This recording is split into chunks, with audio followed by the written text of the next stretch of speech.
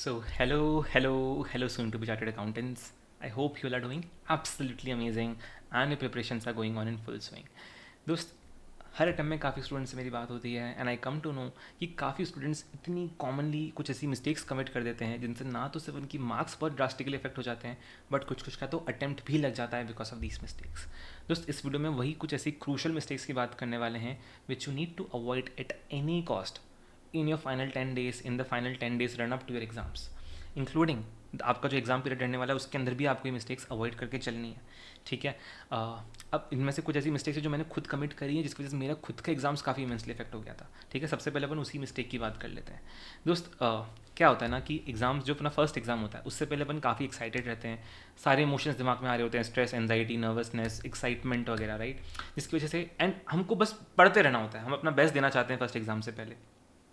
मेरे साथ भी सेम यही सीन था, मैं भी बस पढ़ना चाहता था। एंड जो मैंने प्लान बना रखा था मेरा कि एग्ज़ाम का जो एफ का जो एग्ज़ाम होगा 2 बजे से एग्ज़ाम होता है, एफ के पेपर से जस्ट पहले वाली जो रात होगी उसके अंदर मैं 12 से 5 सो जाऊंगा, मैंने ये प्लान कर रखा था। ठीक है, लेकिन क्योंकि मुझे बस पढ़ते रहना था, कोर्स कवर करना था, तो मैं बस पढ़ता रह गया 12 से 5 की नींद मेरी मिस हो गई, स्किप हो गई। ठीक है, एंड अब बच्चों की सुबह की 2 बजे एग्ज़ाम में जाना है, मैं अब तक सोया नहीं। ठीक है, पिछले 18 घंटे के अंदर बहुत कम नींद ली है। ठीक है, अभी भी पढ़े जा रहा हूँ। अब मैंने प्लान क्या बनाया कि मैं 10 से 12 बजे सो जाऊँगा, उसके बाद उठ के एग्जाम हॉल में चल जाऊँगा। ठीक है, ये मैंने प्लान बनाया, लेकिन और 10 बजे मैंने किताब बंद कर दी, मैं सोने चला गया। ठीक है, एंड मोमेंट तक मैंने अपनी स्लीप डिले कर दी। ठीक है, 10 बजे जब मैं सोने गया तो मुझे रियलाइज़ हुआ कि दोस्त मैं सो ही नहीं पा रहा, मुझे नींद आ ही नहीं रही। क्यों? क्योंकि जितने भी इमोशंस थे, ओवरवेल्म्ड इमोशंस जो चल रहे थे दिमाग में, एक्साइटमेंट, नर्वसनेस, एंजाइटी वगैरह, जो भी इमोशंस बोल दो, वो सारे अपने हाइटेंड स्टेट पे आ चुके थे, मैक्सिमम हाइटेंड स्टेट पे आ चुके थे, जिसकी वजह से मुझे नींद ही नहीं आ रही थी। नींद फील हो रही है बहुत ज़्यादा, स्लीप डिप्राइव्ड फील कर रहा हूँ, लेकिन सोने जा रहा हूँ तो नींद ही नहीं आ रही, दिमाग इतना एक्टिव हो चुका है।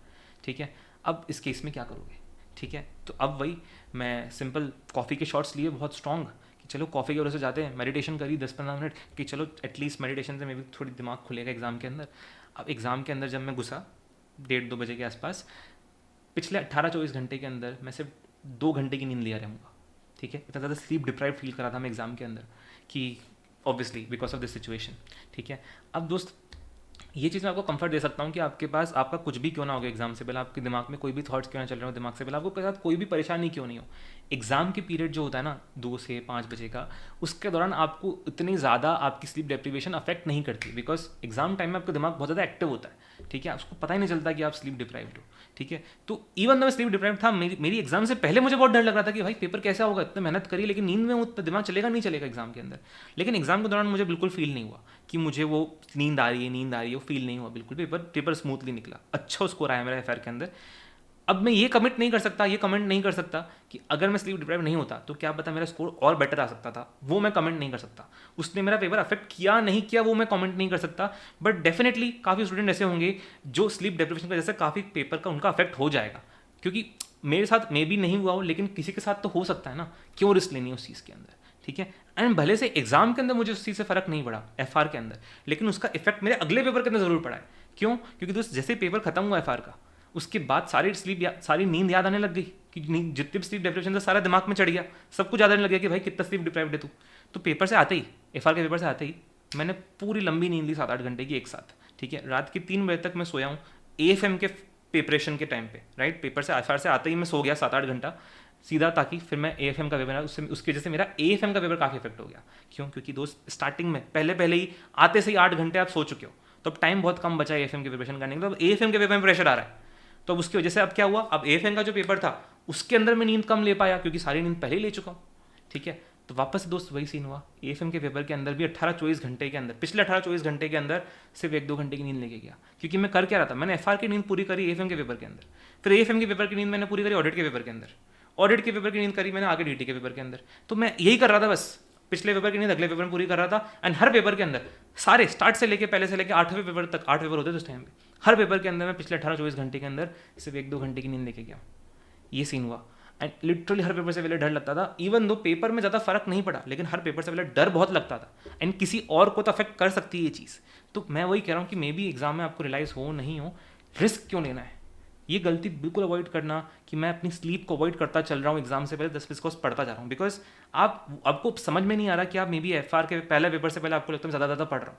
आप एक्चुअल में कर क्या रहे हो, आप नेक्स्ट पेपर का टाइम बोरो कर रहे हो पहले पेपर के लिए, आप अगले पेपर का टाइम बोरो कर रहे हो इस पेपर के लिए, एंड वो टाइम आपको अगले पेपर में कॉस्ट होने वाला है जो आपका इसके बाद वाला पेपर होगा। ठीक है, सो आपने जो भी प्लान बना रखा है नींद का, प्लीज़ उसको एग्जीक्यूट करो, don't avoid your sleep, do complete it. ठीक है, पढ़ाई आपने अच्छे से करी लेकिन नींद को कंप्रोमाइज मत करना, at least for the first paper. जो फर्स्ट पेपर होगा उसका पूरा स्केड्यूल, उसका पूरा स्लीप रूटीन आपके हर पेपर को अफेक्ट करने वाला है। सो यूज इट वेरी जुडिशियसली, आपको नींद पूरी करनी है फर्स्ट पेपर से पहले।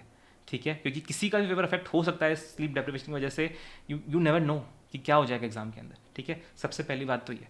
दोस्त दूसरी सबसे इंपॉर्टेंट चीज़, सबसे इंपॉर्टेंट मिस्टेक जो मैं नोटिस करता हूँ, दोस्त बच्चे पढ़ाई तो कर लेते हैं बहुत, मॉक टेस्ट भी तो बहुत दे लेते हैं, लेकिन अपनी एग्जाम स्ट्रैटेजी नहीं डिवाइस करते। अब क्या मतलब मेरा एग्जाम स्ट्रैटेजी से, दोस्त एग्जाम स्ट्रैटेजी से मेरा मतलब वही है कि आप एग्जाम के अंदर जो आपको 15 मिनट का रीडिंग टाइम मिलने वाला है, उस 15 मिनट की रीडिंग टाइम को आप किस तरीके से यूटिलाइज करते हो, आप किस तरीके से क्वेश्चंस रीड करते हो, कितने डिटेल में रीड करते हो, कितने डेप्थ में रीड करते हो। ठीक है, आप अपने क्वेश्चंस किस तरीके से पिक करते हो कि मैं पहला क्वेश्चन कौन सा चूज करूंगा, मैं दूसरा क्वेश्चन कौन सा, आप सीक्वेंसिंग किस तरीके से प्लान करते हो, आप एग्जाम में टाइम किस तरीके से मैनेज करते हो, स्ट्रेस को किस तरीके से डील करते हो। This is all is what I call exam strategy. And दोस्त ये होना बहुत ज़्यादा इंपॉर्टेंट दोस्त, बिकॉज एग्जाम में सारी चीज़ें रैंडम होती हैं, हैफाज़ार्ड होती हैं, आपको नहीं पता होता एग्जाम के अंदर क्या सिचुएशन अराइज हो जाएगी, क्या प्रॉब्लम आ जाएगी, कैसा पेपर आ जाएगा, आपको नहीं पता होता। तो चीज़ें रैंडम होती है, हैफाज़ार्ड होती है। एटलीस्ट अगर हमारे दिमाग में एक एग्जाम स्ट्रैटेजी होती है ना, तो वो हमारे एग्जाम को एक बैकबोन, एक स्पाइन देती है। ठीक है, तो चीज़ें अगर रैंडम होनी होती भी हैं, हैफाज़ार्ड होनी होती भी हैं, तो एक कंट्रोल्ड वे में होती हैं, वो इस एग्जाम स्ट्रैटेजी के आसपास होती हैं। आपके पास कुछ रिलाय करने को होता है कि चल मैं एग्जाम स्ट्रैटेजी फॉलो कर लेता हूँ। अगर आप नहीं करके जाओगे तो आपकी रैंडमनेस, हैफाज़ार्डनेस बहुत रैंडम, बहुत ज़्यादा होगी, इतनी ज़्यादा होगी कि आप स्ट्रेस में आ जाओगे एंड पेपर खराब हो जाएगा। ठीक है, तो प्लीज़ मेक श्योर आप एग्जाम स्ट्रैटेजी बनाओ। आपको अपनी खुद की एग्जाम स्ट्रैटेजी बनानी है, हर स्टूडेंट के लिए अलग अलग हो सकती है। अगर आपको जानना है कि आपकी एग्जाम स्ट्रैटेजी क्या होनी चाहिए, किस तरीके से मैंने अपनी एग्जाम स्ट्रैटेजी बनाई थी, मेरे चैनल पे एक डिटेल वीडियो ऑलरेडी अवेलेबल है एग्जाम स्ट्रैटेजी की। I will also link that in this video's description. Do check that out, do make your exam strategy दोस्त, it is very important. Exam काफ़ी smoothly निकलेगा अगर आपने exam strategy बनाई रखी होगी तो। ठीक है, तीसरी सबसे कॉमन मिस्टेक दोस्त पेपर्स होने के बाद में, ठीक है, मेरा मानना है कि यार हम सबके दिमाग में एक चुल होती है कि हमें डिस्कस करना होता है कि पेपर कैसा हुआ। सिर्फ मेरा नहीं, दूसरे का भी कैसा हुआ ये भी मुझे जानना होता है, क्योंकि मैं जानना चाहता हूँ सबके रिलेटिव मेरा पेपर कैसा हुआ है। सिर्फ मेरी जानने से क्या हो जाएगा, बाकियों का भी पेपर मुझे पता होना चाहिए कैसा होता है। ठीक है, तो अब जैसे मैं अपने एग्जाम से बाहर निकलता था, मेरे दोस्त भी जनरली मुझसे नॉर्मली आके पूछते ही थे कि पेपर कैसा हुआ, कितने मार्क्स का अटेम्प्ट किया, कितना लगता आ जाएगा, इस क्वेश्चन में क्या आंसर किया, ये पेपर में इस क्वेश्चन को कितना टाइम दिया, कितना नहीं दिया। दोस्त इस सारे डिस्कशन करने के बाद एक दो तरीके के स्टूडेंट होते हैं। अब मुझे मेरे दोस्तों से बात करके तो कॉन्फिडेंस मिलता था, क्योंकि मुझे मालूम पड़ता था कि मैंने उनसे कितना बेटर पेपर अटेम्प्ट किया है, लेकिन उनका कॉन्फिडेंस खराब हो जाता था मुझसे बात करके, क्योंकि उनको लगता था कि उन्होंने पेपर मुझसे कम अच्छा अटेम्प्ट किया है। ठीक है, अब इसका फर्क क्या पड़ रहा है, अगले पेपर में फर्क पड़ रहा है। मैं कॉन्फिडेंस लेके जा रहा हूँ अगले पेपर की प्रिपरेशन के अंदर, लेकिन मेरे दोस्तों का टाइम तो कॉन्फिडेंस खराब हो चुका है, वो उनको अगले पेपर में अफेक्ट करने वाला है। दिमाग में चलता रहेगा 4-5 घंटे तक कि पेपर खराब हो गया, पेपर खराब हो गया, पेपर खराब हो गया। अगले पेपर की तैयारी किस तरीके से करोगे आप। एंड मजे की बात दोस्त, इस डिस्कशन का कोई सेंस भी नहीं बनता है। This is completely waste of time, ये डिस्कशन करना कुछ सेंस नहीं बनता है। क्यों दोस्त, देख आप कितना मार्क्स स्कोर करने वाले हो एग्जाम में, ठीक है, वो दो फैक्टर्स पर डिपेंड करता है कि पहला तो आपने कितने मार्क्स का अटेम्प्ट किया है, दूसरा एंड उसके अंदर आपकी एक्यूरेसी कितनी थी। ये दो फैक्टर के बेसिस पे आपको डिसाइड होता है कि आपने कितने मार्क्स का, आप कितने मार्क्स स्कोर करने वाले हो। मजे की बात, जितने भी बच्चे डिस्कशन कर रहे हैं किसी को नहीं पता कि उनकी एक्यूरेसी कितनी है, एक्चुअल एक्यूरेसी। उनको सिर्फ अपनी परसीव्ड एक्यूरेसी पता है, एक्चुअल एक्यूरेसी नहीं पता। एक्चुअल एक्यूरेसी तो आपको आपका इवैल्यूएटर जो आपकी कॉपी इवैल्यूएट करेगा वही बता पाएगा। ठीक है, आपको सिर्फ अपनी परसीव्ड एक्यूरेसी पता होती है, विच इज नॉट करेक्ट। आप मेजरली जो डिस्कशन कर रहे होते हो वो सिर्फ अटेम्प्ट की बेस पे करोगे कि मैंने इतने का अटेम्प्ट कर दिया, तूने इतने का अटेम्प्ट कर दिया।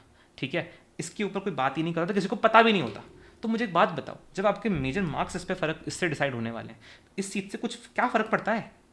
वो बोल रहा है कि उसने 90 का अटेम्प्ट किया, तुम बोल रहे हो मैं 70 का अटेम्प्ट किया, क्या फ़र्क पड़ जाएगा। तुम खामा का अंडर कॉन्फिडेंट हो रहे हो 70 सोच के उसने 90 का अटेम्प्ट किया, जबकि अगर आपकी एक्यूरेसी बहुत अच्छी है, उसकी एक्यूरेसी कम है, तो आपका मार्क्स उससे ज़्यादा आने वाले हैं। ठीक है, लेकिन आपको अभी तो पता नहीं चल रहा ना कि आपकी एक्यूरेसी कितनी है, वो तो उसको तो आप डिस्कशन में लेके आ ही नहीं रहे, उस पर तो बात ही नहीं हो रही। तो अगर बात ही सारे डिस्कशन अटेम्प्ट के ऊपर है तो आप खामा का अंडर कॉन्फिडेंट हो रहे हो, जबकि आप एक्चुअल में स्कोर तो उससे अच्छा करने वाले हो। मेरे साथ एग्जाम में यही हुआ था दोस्त, डीटी के पेपर में मुझे लिटरली लग रहा था मैं फेल हो जाऊंगा, क्योंकि मैं सिर्फ 80 मार्क्स से पेपर अटेम्प्ट करके आया था डीटी का। ठीक है, एंड मेरे फ्रेंड्स 90-95 का अटेम्प्ट करके आए थे, पेपर डिफिकल्ट आया था, लेंदी आया था, बट उन्होंने ज़्यादा अटेम्प्ट किया, मैंने कम किया। तो मुझे उनसे डिस्कशन करके लग रहा था कि मैं ऑलमोस्ट, मेरा तो पेपर बहुत खराब है, मुझे लग रहा था मैं फेल हो जाऊंगा। लेकिन मेरा स्कोर काफ़ी अच्छा है, 71 स्कोर किया मैंने टीटी पेपर में, एंड मेरे फ्रेंड्स ने उससे भी कम स्कोर किया, 60 से भी कम स्कोर किया। अब ये क्यों? क्योंकि मेरी एक्यूरेसी बहुत अच्छी थी, मैंने कम अटेम्प्ट किया लेकिन एक्यूरेसी अच्छी थी। उन्होंने ज़्यादा अटेम्प्ट किया बट उनकी एक्यूरेसी बहुत खराब थी। दोनों को नहीं पता था डिस्कशन करते टाइम एग्जाम के बाद में कि किसकी एक्यूरेसी कितनी है। मैं खामा का अंडर कॉन्फिडेंट हो गया था, वो लोग खामा का ज़्यादा कॉन्फिडेंट हो गए थे, कुछ सेंस ही नहीं बनता था इस डिस्कशन का। तो क्यों करना है डिस्कशन दोस्त, ठीक है। एंड दूसरी चीज़, यही चीज़ ऑफलाइन नहीं, एग्जाम सेंटर के बाहर नहीं, यही चीज़ आपके यूट्यूब वगैरह पे भी हो रही है, टेलीग्राम वगैरह पे भी हो रही है। काफ़ी सारे टेलीग्राम ग्रुप्स में आप लोग एक्टिव रहते हो, जहाँ पे पोल में डाल के आ जाते हो, पेपर इजी था, डिफिकल्ट था, एवरेज था, अपने पोल मार्क करके आते हो। फिर होता क्या, आप लोग ये सोच के जाते हो कि अच्छा पोल देखता हूँ, बाकियों का कैसा हुआ है, चुल रहती है हमारे में कि बाकियों का कैसा हुआ है। उससे होता क्या है, आप सोचने जाते हो कि चल 70% लोग बोलेंगे हार्ड आया था, तुम्हें शांति मिल जाएगी। होता उल्टा है, 30% लोग ही बोलते हैं कि हार्ड आया था, 70% लोग बोलते हैं ईजी आया था। आप सोचे कहते पेपर हार्ड है, 70% ने ईजी मार्क कर दिया, वो देख के आपका पूरे कॉन्फिडेंस दज्जा उठ जाती है, एंड अगला पेपर आपका पूरा अफेक्ट हो जाता है। फिर यही चीज़ यूट्यूब पे भी होती है, आप लोग पेपर रिव्यूज़ देखते रहते हो, एमसीक्यूज़ के आंसर चेक करते रहते हो, ये सोच के कि भाई मेरा पेपर खराब हुआ है, मैं एटलीस्ट ये देख लूँगा ना पेपर का रिव्यू कैसा हुआ है, बाकियों का कैसा हुआ है, या एमसीक्यूज़ के अंदर कितने मार्क्स आ रहे हैं मेरे, मुझे शांति मिल जाएगी। तो देख, आप पेपर करके आ गए जो होना था, ठीक है, उस पेपर का भी कुछ नहीं हो सकता। आप फेल भी हो तो फेल होके रहोगे, उस पेपर का कुछ भी नहीं हो सकता, ठीक है। लेकिन आप जो डिस्कशन कर रहे हो, ठीक है, आप सोच के जा रहे हो कि मेरा मेरा मेरा कॉन्फिडेंस इंप्रूव हो जाएगा वो वीडियो देख के, उल्टा खराब ही हो जाएगा, ठीक है। चांस ये भी है कि चल मे भी अच्छा हो सकता है, लेकिन काफ़ी केस में होगा कि आपका कॉन्फिडेंस उल्टा खराब हो जाएगा वीडियोस देख के, आपका अगला पेपर अफेक्ट हो जाएगा। मेरी काफ़ी स्टूडेंट्स से कॉमनली बात होती है, हर अटेम्प्ट के अंदर बच्चा आता है बीच अटेम्प्ट के अंदर कि भैया अगले पेपर की तैयारी में लग ही नहीं पा रहा हूँ, मुझे लग रहा है इस पेपर में फेल हो जाऊंगा मैं, क्योंकि मैंने एमसीक्यूज़ के आंसर देख लिए, ठीक है। क्यों देखने दोस्त, क्या हो जाएगा, चेंज कर लोगे क्या उसका स्कोर अभी तक, ठीक है। यहीं अगर आप 2010 के अंदर जी रहे होते, जब यूट्यूब पे कुछ आंसर्स जाते ही नहीं थे एग्जाम के बाद में, तो आप क्या करते, क्या करते आप पेपर दे के आते, पेपर को डंप करते, अगले पेपर की तैयारी में लग जाते, क्योंकि उसका आप कुछ नहीं कर सकते। अभी आपके पास ऑप्शन है, यूट्यूब पे आंसर्स अवेलेबल हैं, तो आप जाके देखते हो। क्यों देखना है, क्या हो जाएगा उससे, भूल जाओ उस पेपर को। हाँ फेल हो रहे हो तो ठीक है, मान लो फेल हो रहे हो, ठीक है, मान लो फेल हो रहे हो, अगले पेपर में लग जाओ, क्या हो जाएगा वीडियो देख के, टाइम वेस्ट हो रहा है, उल्टा और कॉन्फिडेंस खराब हो जाएगा। अभी तो मैं भी डर लग रहा है ना कि हाँ फेल हो सकता हूँ, वहाँ जाके तो कंफर्म करके आ जाओगे कि हाँ मे भी पेपर खराब ही है पूरा, फिर पेपर बिगड़ ही आगे के सारे। क्यों करना है, ठीक है। Please avoid this at all cost, avoid this at all cost. Teachers डाल रहे हैं, डालने दो, तुम अपने फायदे की सोचो, तुम अवॉइड करो देखना, ठीक है। नेक्स्ट पॉइंट दोस्त, जो जिस तरीके से हमें एग्जाम स्ट्रेटजी बनानी चाहिए, उस तरीके से हमारे जो एग्जाम डेज रहते हैं ना, जो हमारे पूरे एग्जाम डेज चलेंगे 3-4 सितंबर से लेकर जब तक भी हमारे एग्जाम चलेंगे, उस पूरे पीरियड के दौरान हमें एक रूटीन भी बनाना चाहिए हमारा। जिस लेट्स से कि मैं अच्छा 8 बजे उठूंगा, मैं इतने से इतने सोऊंगा, मैं इतने बजे उठूंगा, इतने से इतने बजे तक मैं पढ़ाई करूंगा, इतने से इतने बजे तक मैं खाना खाऊंगा, इतने से इतने बजे तक मैं थोड़ा रेस्ट लूंगा। आपको पूरा एक रूटीन प्लान रखना चाहिए दिमाग के अंदर, क्योंकि दोस्त again not just in exams, but आपका जो एग्जाम का रूटीन रहने वाला है वो भी बहुत ज़्यादा रैंडम होगा, बहुत ज़्यादा हेफाजात होगा। वो 1.5 डे में आपके दिमाग में काफ़ी स्ट्रेस आएगा, काफ़ी आप रैंडम चीज़ें होगी, कभी खा रहे हो, कभी उठ रहे हो, कभी पढ़ रहे हो, कभी सो रहे हो, नहीं पता चलेगा आपको, रैंडम होती हैं, हेफाजात होती हैं, तो दिमाग में स्ट्रेस आता है। अगर आपने एटलीस्ट एक प्लान लेआउट कर रखा होगा तो अगेन वो आपके पूरे डे को, आपके पूरे रूटीन को एक स्ट्रक्चर देगा, आपको एक स्पाइन देगा, बैकबोन देगा। तो आपकी जो रैंडमनेस होगी, हेफाजाटनेस होगी, वो कंट्रोल्ड वे में होगी, कंट्रोल वे में होगी, तो आप थोड़ा ज़्यादा बेटर फील करोगे, ज़्यादा कॉन्फिडेंट फील करोगे। तो that's what I am saying, ये चीज़ प्लीज़ इंश्योर कर लेना, एक बना लो रूटीन, ठीक है दोस्त। अगली चीज़, काफ़ी स्टूडेंट से रहता है, जो पहला पेपर रहता है, पहला पेपर इंटर में हमारा एडवांस अकाउंट, फाइनल में हमारा एफआर, लास्ट मोमेंट तक पढ़ते रहते हैं, ठीक है। एग्जाम में घुसते टाइम जब तक बुलावा नहीं आ गया ना कि मतलब एग्जाम में घुसना ही है मुझे, तब तक बाहर खड़े रह के पढ़ते रहते हैं दोस्त।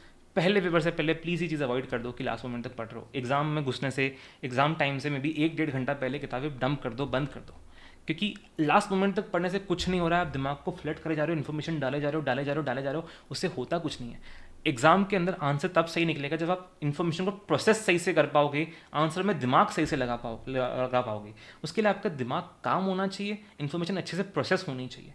तो आपको आपके जो फाइनल 1.5 आवर्स हैं एग्जाम में घुसने से पहले के, उसमें आप दिमाग को थोड़ा रेस्ट दो, शांति दो, जो भी आपने चीज़ें पढ़ी हैं उनको दिमाग में सेटल डाउन होने दो, सॉलिडिफाई होने दो, टाइम दो थोड़ा, ताकि वो दिमाग में बैठें, सेटल डाउन हो। जितना ज़्यादा बढ़ते जाओगे दिमाग में, उतना ज़्यादा फ्लड हो जाएगा दिमाग, एग्जाम में चीज़ें टाइम पे याद नहीं आएंगी, रिकॉल नहीं होगी, स्ट्रेस में और घुसोगे। तो प्लीज़ पहले पेपर से पहले चीज़ 1.5 घंटे तक अवॉइड कर लेना। And I know you will be tempted to follow, you will be tempted to study till the last moment, you will be tempted, but please resist this at least for the first paper. Second paper में भी कर सकते हो, but first paper तक के लिए चीज़ ध्यान रख लेना, ठीक है। फाइनल चीज़ दोस्त, फाइनल चीज़ दोस्त, काफ़ी स्टूडेंट्स आप लोग होंगे, आपके दिमाग में नेगेटिव थॉट्स आएंगे। आप चाहे रैंक लाने वाले हो, आप चाहे पास होने वाले हो, चाहे आपका कुछ भी स्कोर आने वाला हो, सब लोगों के दिमाग में भी नेगेटिव थॉट्स आ रहे होंगे, सबके दिमाग में नेगेटिव थॉट्स आ रहे होंगे। कोई भी ऐसा नहीं होगा जिसके दिमाग में बहुत ही ज़्यादा पॉजिटिविटी आ रही होगी कि हाँ मैं तो फोड़ के आ जाऊँगा पेपर।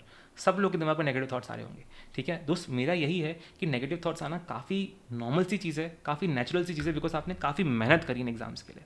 आपने जितनी मेहनत करी है, किसी चीज़ के लिए आपने तैयारी करी है, तो जब वो पास में आ रही है तो आपको नेचुरल है नेगेटिव थॉट्स आएंगे ही कि ये खराब हो गया तो। ठीक है, आएंगे, नेचुरल सी बात है। लेकिन इन नेगेटिव थॉट्स को सॉल्व करने मत लग जाना।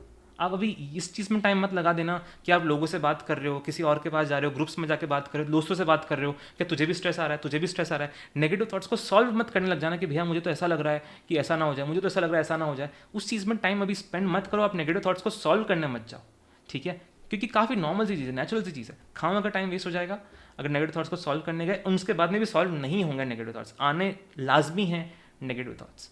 So let them B appreciate कि हाँ नेगेटिव थॉट्स आ रहे हैं, मतलब मैंने तैयारी बहुत अच्छे से करी है, मैंने मेहनत करी है, मैं शिद्दत से तैयारी करी, इसलिए मुझे नेगेटिव थॉट्स आ रहे हैं। Just let them be, don't try to solve, don't waste your time in solving, just let them be. पहले पेपर दे के आओ, उसके बाद धीरे धीरे दिमाग अपने आप ही शांत हो जाएगा। ठीक है, don't try to solve negative thoughts and just be it, just let them be. ठीक है, करते रहो पढ़ाई despite the negative thoughts. Those these were the mistakes I wanted to discuss in this video. I hope you found the video valuable. I hope you found these points helpful. दोस्त, if so, एक छोटा सा suggestion रहेगा मेरा आपके लिए। तो उस वीडियो खत्म करने के बाद में take a pause, take a break 5-10 minute का।